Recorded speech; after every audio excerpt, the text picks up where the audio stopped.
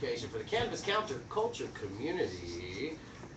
We are usually a call-in live show with myself, Dr. Wayne Kelly from the Compassionate Harvest Medical Clinic, and Hopper the Chronosaur Stone. But we are today live on remote location from the home of Dennis Barone, marijuana hero. If you don't know who he is, Google him. He's got just huge facts, too many to sit here and go on with you now. But hopefully we're going to get him on the show today. We got Richard Eastman's in the house today. We got Achilleos in the house today. Auntie's. Andrew's in the house today. Melissa Ballin's in the house. I mean, everybody and their mother's here. Jackie McGowan. I can sit there and go around the room and name everybody. But I won't, because then if I forget one person, they're going to be offended. And I don't want to be that guy, you know what I'm saying? So, again, we're the Nug Life Radio Show, usually live at 760-798-3127, powered by Weedmaps. Weedmaps.com. Marijuana.com is where we get our news. I want to welcome to the show, too. I have a special, it's like a mini hopper to me because they look the same, but younger. Like if there was a fountain of youth and it was available. He's learning the rule, too, that until I slide the mic, it don't matter what you say. I just get to sit here and talk crap. Welcome Trip Boone to the Nug Life Radio Show. You guys can welcome or clap him in, I guess. Live studio audience here. Trip Boone from cchiradio.com. You gotta talk, it's radio. It's radio? I'm live? You're live. I'm just kidding. Happy to be you here. You had the cold stare right there. Have you been to Nam? Yeah, right. You had that look in your right I've been there. to war, not Nam. Trip Boone, he's definitely one of the leading sources for California Cannabis Health Hemp Initiative radio, cchiradio.com. You can hear him and Ganja Queen too, right? You have a sexy assistant. I get Hopper. Yeah, I give all the credit to Milan, the Ganja Queen, for having successful radio. How did you? Is that what it is? You got the. Yeah, you get a I'm pretty just face. a good, recruiter who runs in my family. I think I'm the Milan of my show. Like I think I'm the pretty face. Pretty much. And I'm bringing everybody to see Ugly Hopper. You are not too bad to look at now that I get to see you live. We love you, Hopper. News right now. Poison pot. I hate when they put it in like that too. Poison pot. Little kids brought marijuana cakes to school for Easter, and what they did is they gave the student body of a Norwegian school, underage children, marijuana, and it wasn't like they told them it. They snuck it in, which I'm not for. Not but a fan of. I wouldn't call it poison. Nobody died. Last time, like I seen a kid drink a whole bottle of bleach. Really? The blue kid. That's what we call him now. That was the color he was the last time. And I saw Not him good. blue. Not gonna happen when you eat a bunch of edibles. Right, not at all. You might think time might be slowing down or something, but at the worst, you're preactively treating some weird disease you would have gotten from some Norwegian school in the first place. Yeah, more than likely you're gonna get really, really sleepy and you're gonna be really, really thirsty. Bad news going on in marijuana right now. Do you hear about the guys? The third one now in Denver. Every time somebody smokes pot and does something stupid, they want to blame the pot. But they're saying that this guy took 5 edible candies and then he shot himself. The other guy jumped, but he shot himself in the head, killing himself instantly. And they're saying that it was the marijuana that made him do it, and calling it a marijuana-related, because every news source wants to be the one to be like, that guy smoked a joint, he died. I did it. I got a picture of it. Well, they're still looking for that one marijuana death out there, and they haven't technically found it. So anything they can do to skew the facts and feed the media a biased opinion, and that's what we're going to hear. But that's not why we're here. We're to bring the facts to the table and let everybody know what's really going on. 10 milligrams was each candy, too. 50 milligrams. Now, Not very much. no, I mean, I've got a cat that eats the little mama bear biscuits and stuff because it's like hyperactive, so it kind of calms the cat down a little bit. Right? Those are like 15 milligrams. And the cat loves them. Yeah, I love better it. than It's like catnip 6 a for you. day. Never shot anybody. Ever shot anybody. That's a good cat. Didn't You gotta impress keep you at that all. in mind. You're not impressed I'm at not all. a cat with my guy, cat. My but- cat. I have a drug cat at my house, and you didn't blink an eye. Like, oh, cool, man. You were saying it was mixing up the medicine and making it What's some going on at edibles and- CCHI over there? You guys are still opening up your cat. I'm just. Throw I medicating. doped the dog up. I totally doped the dog up. When you're somebody yelled out, it's called medicating. No, my cat had nothing wrong with it. I just wanted to get it started.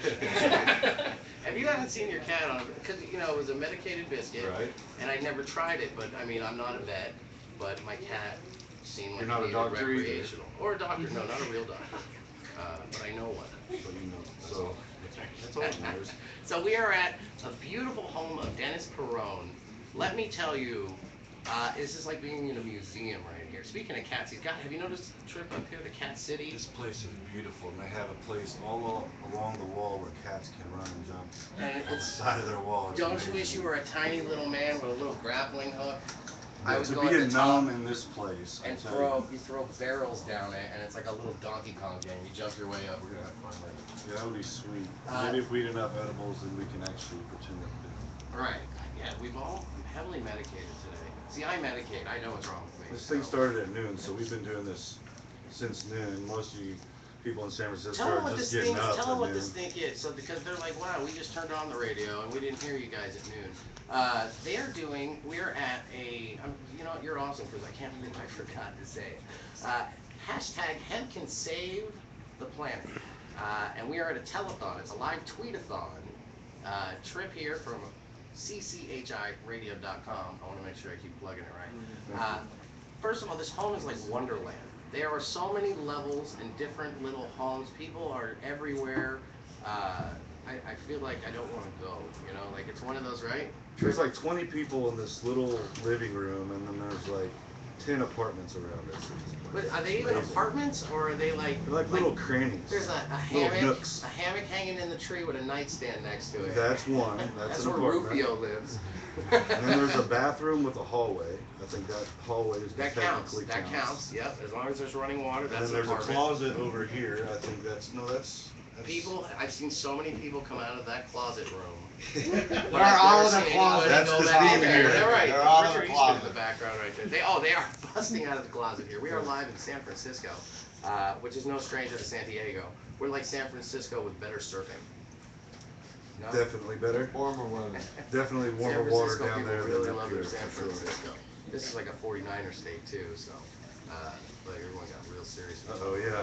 Be careful. That's good. So again, we are Cannabis Education Show. We are going to have a lot of people coming in live. Let's get some of them on now. Let's start with Vape Exhale, and we're just going to cycle through it. I want to get everybody that's here on. We got 2 hours. Everybody has a great message, and they all want to hear it. We got Richard. Richard, you going to talk on the? There's my introduce me. There he is. Oh, well, he didn't introduce me, He so is gonna. he's gonna introduce Let me me now. introduce you properly. Richard Eastman, from what I know, he has opened the first medical marijuana place in Hollywood, West Hollywood. West Hollywood. 20 years ago. Ever. So if you have like 50 of them on your street and you're like, yay, that's freedom. This is where it started right here with Richard Eastman. Medical marijuana provider, spelled like that. 20 years of compassion since 1995. Cali Prop 215 as people doing. Richard Eastman. Richard, your card does you no justice whatsoever, sir. Hello, San Francisco, San Diego. Is this national or worldwide? You are worldwide in France. Because France listens. Parlez-vous français? Comment allez-vous? Merci. Oh, that was 69 here in San Francisco. There are 3 people How that are long like do you want me to talk? About 2 or 3 minutes? Tell me about yourself first. All right. Remember the Korean War in 1963? It was a cold, dark, and foggy night in San Francisco. And there was a Air Force radar that hit the screen and said there was some unknown flying object over Golden Gate Park. Well, they weren't sure if it was a helicopter or a plane, or, God forbid, unsolved alien files. But I believe that's where my story began. Richard Eastman, thrown out of a plane, trying to be assassinated as a baby, landed in the bushes or the tree in Golden Gate Park, and these 2 kooky ladies in trench coats with flashlights that were working for the OSS, which was a precursor to the CIA, found me, rushed me to the military hospital, which is over by Fort Mason or wherever, something like that. And then they rushed me over to Children's Hospital to get me the birth certificate, and that was the beginning of Richard Eastman in San Francisco. And then something happened to those 2 little old ladies, and I was schooled like from 1 to 5, like college shit. And then one of them died, Mabel and Ethel, and then I was stuck with Ethel, and then eventually they moved me over to Golden Gate Park to get me used to going to Haight Street, and in 1963 they killed our president, John F. Kennedy. And that's when I met the Reefer Man, or the Pusher, or the Dope Guy, or whatever you want to call it. And this is before the Grateful Dead, and Janis Joplin, and the Summer of Love, and I was like born to be a flower child.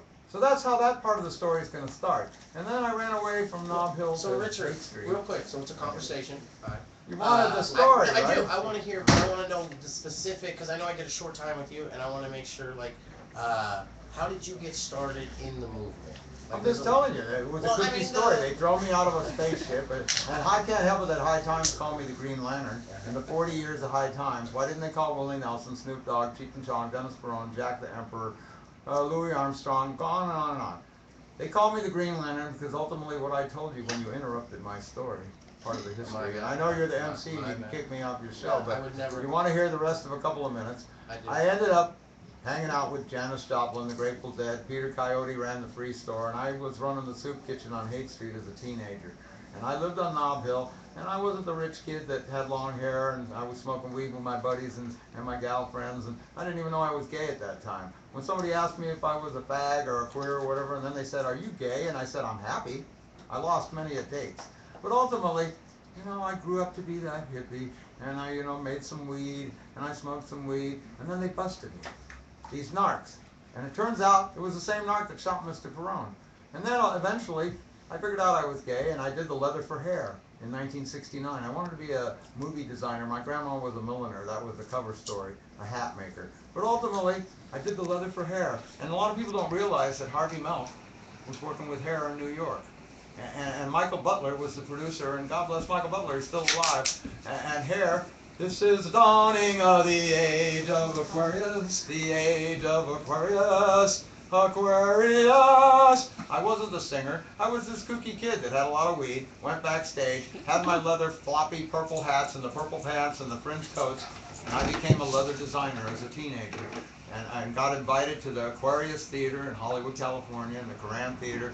And I sat in the VIP box at the Aquarius Theater with Michael Butler. And a lot of people don't realize Michael Butler was a legendary guy in this country too, and he's still alive. And hair was a big influence. So then I moved to Los Angeles a few years later because I wanted to be in the movie business, and I moved there in 1976. And ultimately, in '78, when they killed Harvey Milk, Dennis Perone, some of you might know, is here. He's not here at the moment, but he actually knew Harvey better than I. I was one of, if you saw the movie with Milk with Sean Penn, there was a sequence where Harvey was sleeping out front and the cute gay guys were walking by. I was one of those gay guys. And ultimately, Harvey Milk tried to pick me up, and I said, "Get out of here, buddy." I kept walking. Cleve Jones went inside, and that was part of the movie. And Dennis met him in the bathhouse. And I don't want to go into what Dennis and him did in the bathhouse. Dennis can tell you in his interview. But ultimately, it wasn't even about how big he was or how small he was or whatever. Harvey Milk was a patriot, not only for gay rights, human rights, civil rights, marijuana. I can truly say here in Dennis's house that he probably was a bigger pothead than Dennis and myself. And Dennis mentored him a lot about the political aspects of San Francisco, and he united him with the hippies. And the fact that Harvey worked for hair, I didn't even put two and two together. And I'm not saying there was a conspiracy here, but if you follow all the history and even what I've told you in these brief few moments, our lives touched each other. Just like when I met Jack Herrera, the Emperor Hemp, the man that hemp, hooray, and hemp the planet. And I moved to Hollywood, saved the Hollywood sign, used to dress movie stars like Denzel Washington. I did Glory and Ricochet, worked with Mickey Rooney, Zsa Zsa Gabor, a lot of dead movie stars. And then in 1994, I had a cold that wouldn't go away. I started losing weight. And my lover at the time, God bless his soul, who's deceased, his name was Mario, took me to the hospital, and I had full-blown AIDS. They told me I had 6 months to live, 22 T cells. And I remember hearing about Dennis Perone, my old friend, because I met Dennis when he came to San Francisco from the Vietnam War, and he would roll up 1,000 joints. And he would just go do these little smoke-a-thons, and I'd already been hanging out with all my friends on Haight Street when we used to get kilos of weed for 50 bucks. For the people that don't know what that means we got 2.2 pounds of marijuana for 50 bucks on 8th Street, whether it was from Colombia, by the way, I'm wearing a Colombian hat, or if it was from Mexico. And the kooky thing is, I'm telling you live on the air here because it's going to be in the movie that I'm going to be producing next year. The story is Nixon hated the hippies, and we know how Nixon hated everybody, and he had to resign. And ultimately, who was a better example of a hippie? This poor guy named Richard Eastman, who was Poor Richard's Leather Shop, who was in business in Tijuana, Mexico, and Guadalajara, Mexico, with a general that fought with Pancho Villa, who was 85 years old, and I was just a teenager. And Nixon was so cuckoo, he decided to blame the war on drugs on the hippies in San Francisco. I'm not saying that I was blamed for all this shit, but ultimately it was during Operation Intercept, and for the people that are old enough to remember that, we had to wear wigs to cover up our long hair to get into our factory in Tijuana, bringing leather from America so we could use the labor down there to make fringe coats and purple pants. And ultimately that all resulted in the drug war, 1970. The DEA. 30 seconds till they take us to commercial, my friend. Okay. Well, we'll have to come back after commercial, but ultimately, there's only a couple more minutes talking about, then I ended up selling a little weed, going to jail. Dennis Barone was in jail around the same time. Are we 10 good? seconds. All right. We'll come back to the next chapter when he comes back from commercial. All right, that's